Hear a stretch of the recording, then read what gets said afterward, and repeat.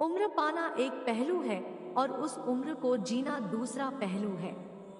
उम्र बढ़ रही होती है पर जिंदगी घट रही होती है। उम्र तब तक बढ़ती रहेगी जब तक जीवन की डोर है, किंतु उस उम्र को जीना अपनी समझ, अपनी दृष्टि और अपने विवेक पर निर्भर करता है। जब तक जीवन समझपूर्वक नहीं जिएंगे तब तक यही कहा जाएगा कि 100 वर्ष की उम्र तो पाई, परंतु 100 वर्ष का जीवन भी जिया, यह कहना मुश्किल है। जीवन विकसित या वृद्ध होने की प्रक्रिया हो सकता है। विकसित होना वर्षों में जीवन को जोड़ना है और वृद्ध होना जीवन में वर्षों को जोड़ना है। आजकल लर्निंग और अर्निंग के पीछे हम भागते हैं पर लिविंग भूल गए हैं। मूल बात उम्र नहीं है, मायने रखता है जीवन का जीना। कौन कितनी सुगमता, बुद्धिमत्ता से जीता है, उसका महत्व है। सिर्फ सांस लेना ही जीवन नहीं, सांस को सुगंधित करके जीना जीवन है। रविंद्रनाथ ठाकुर ने कहा है कि जीने के लिए भोजन जरूरी है, भोजन से भी ज्यादा पानी जरूरी है, पानी से भी ज्यादा वायु जरूरी है और वायु से भी ज्यादा जरूरी है जितनी आयु मिली है उसे जीवंतता पूर्वक जीना। मगर मरने के लिए कुछ भी जरूरी नहीं है।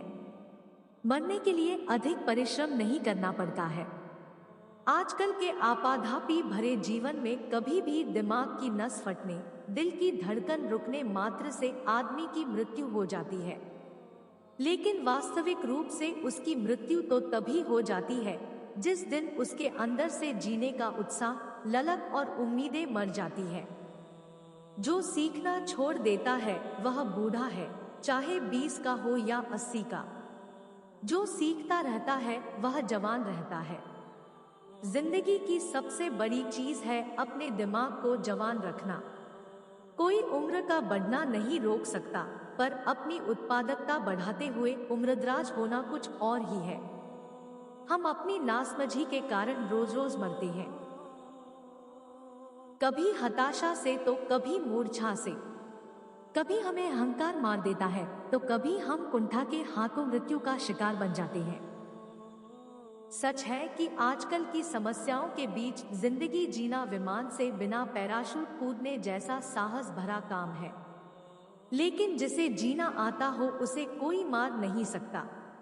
जब हमें जीवन के मूल्य का बोध हो जाता है तभी से हम जिंदगी के हर पल की इज्जत करने लगते हैं, चाहे वह सुखद हो या दुखों से भरा ही क्यों न हो। जीवन मृत्यु के पड़ाव तक पहुँचे उससे पहले हमारा प्रयास होना चाहिए कि चाहे हम कम जिए लेकिन हमेशा एक प्रकाश स्तंभ बनकर जिए। दुखों का ज्वालामुखी हो या सुनामी की लहरें, अपने जीवन को कभी टूटने नहीं देना है।